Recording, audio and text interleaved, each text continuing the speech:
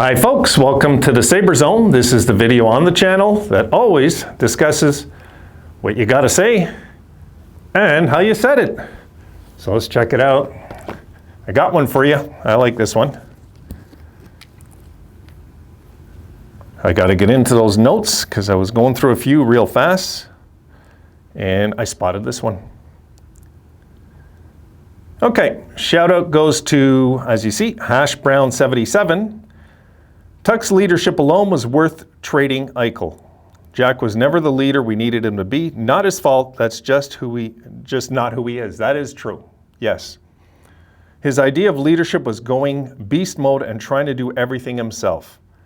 Getting a whole team to come together as a single unit is a different animal. As a Sabres fan, I don't hate Eichel for not wanting to be here or saying whatever. Alex Tuch is a Buffalo Sabre, future captain, and it is because of Jack Eichel that he's here. So, as a Pooh would say, thank you, come again. That's a good one. I like that, Hash Brown. I agree with a lot of what you're saying there, I do. You know, no hate on Jack. I just didn't like his attitude. But you know what? He's just not mature. He's not a mature guy. You know, he's just, you know, we seen the guy when he's drunk, Buffalo, I'm coming, and all this. It's like, he's a hell of a player. He is. He's a hell of a player. And somebody's going to have to summon up the courage to sit him down and say, Jack, keep your mouth shut if you're going to represent this organization here in Vegas. If you're going to talk like that after games, you're just not going to fit in well around here. So he's going to eventually, I think, understand. It's up to Peter DeBoer now to talk to him and try and settle him into becoming a man instead of a kid. Because I agree with what Hash Brown's saying there. What I see is I just see like a spoiled brat kid that just needs some guidance, you know, and where he's going to listen and not care he's good, you know. And I think that's a guy like Alex Tuch, like you're saying too.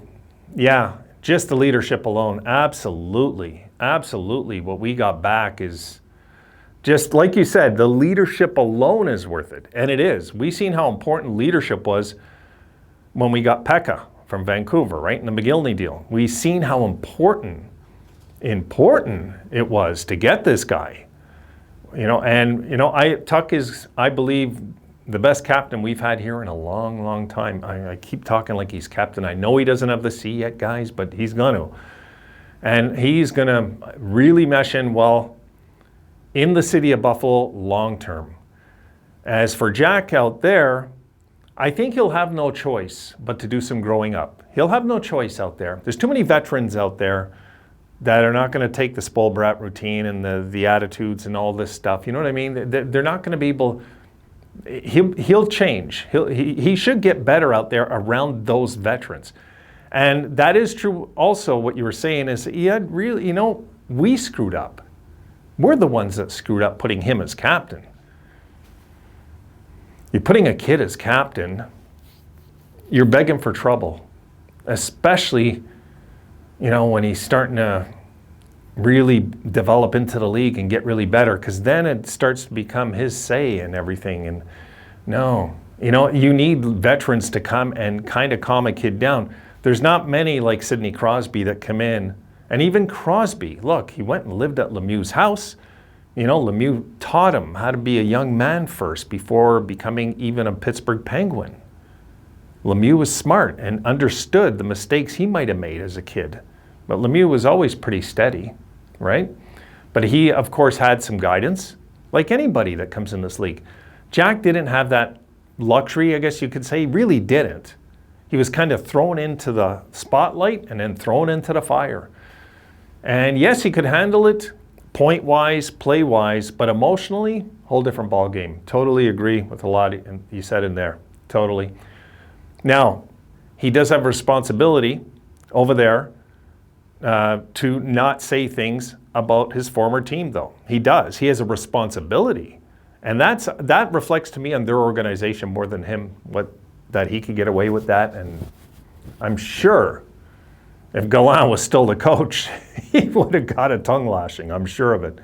So I don't know what the board's like, but I can tell you, Gallant, knowing him from here in Montreal, he would have been all over that.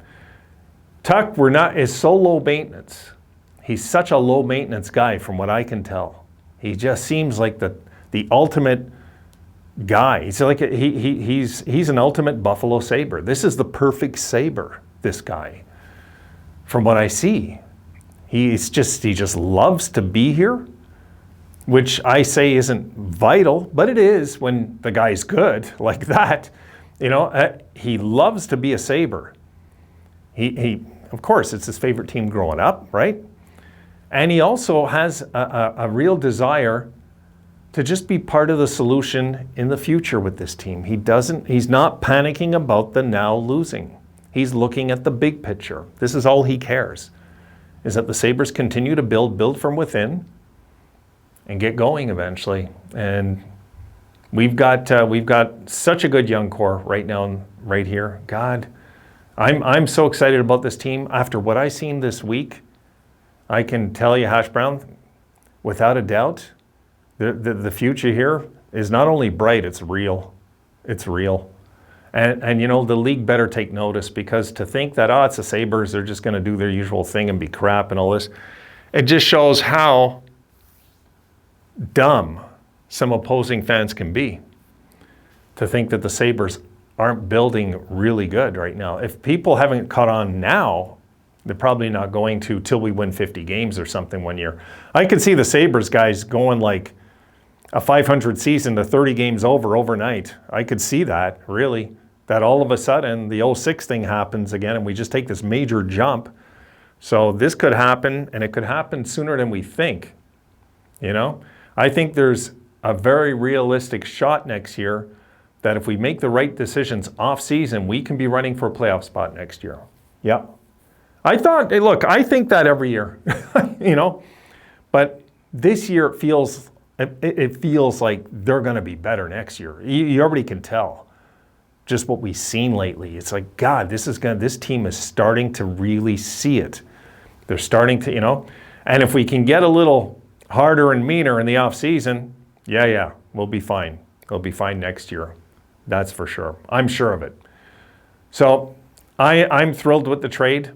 And the truth is, I can't say Vegas isn't either, but I think eventually they might realize they kind of made a mistake. I think it'll look like a mistake eventually for them. Everybody was saying, that's all you guys got. Remember in the beginning? People were saying, the Sabres got ripped again. I've seen people saying that this is even worse than the Ryan O'Reilly deal. I've seen all sorts of stuff. And those same people will be the ones that say, well, you can't expect to get anything for him. He has an injury. You know what I mean? You can't make those types happy. There's just, they don't follow hockey. They just follow the headlines, and that's it. They don't follow hockey. They don't understand it, some of them. So the Sabres are fine with this kind of leadership. And yes, he will be the captain. I have no doubt in my mind.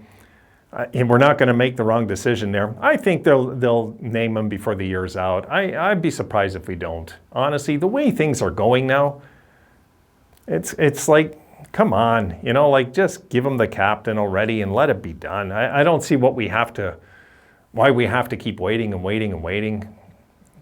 What more proof do we need? We just seen two pretty awesome displays of leadership in the last two games. I mean, how much more do we need to see? And the reason why I'd like to do it isn't because it's so important this year, because fans will say, oh, wait till next year.